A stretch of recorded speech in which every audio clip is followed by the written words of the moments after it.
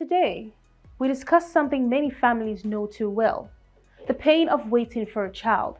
Imagine a young couple in Abuja, 8 years of marriage, 8 years of prayers, yet their home is quiet.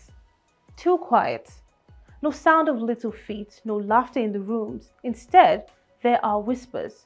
Neighbors call the wife barren, family members asking questions that cut like knives. This is the story of many Nigerians. Doctors say as many as 3 in every 10 couples struggle with infertility, far higher than in most countries. For some, the answer is science. In vitro fertilization, it sounds complicated, but it's simple. Doctors take eggs from a woman, sperm from a man, and join them together in a lab, but the tiny embryo is placed back in the womb with the hope of new life beginning.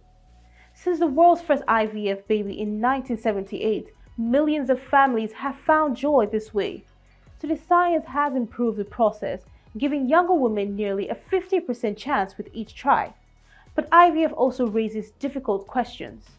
What happens to the embryos that aren't used? Some are frozen, some are destroyed, and many ask, is that destroying life itself? Then there's the cost.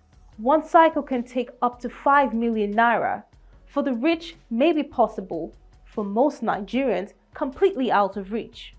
Does this mean only the wealthy deserve the joy of children? Faith adds another layer. For Catholics, IVF is seen as a wrong, a sin against God's design.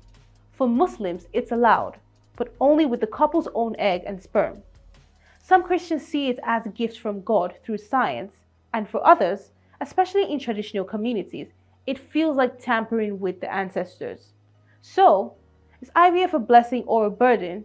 It gives hope, but also stirs fear. It brings joy to families, but also divides opinion.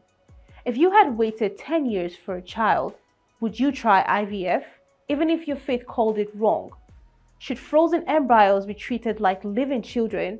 And how do we make this chance affordable, not just for the rich, but for every Nigerian couple still waiting for a miracle?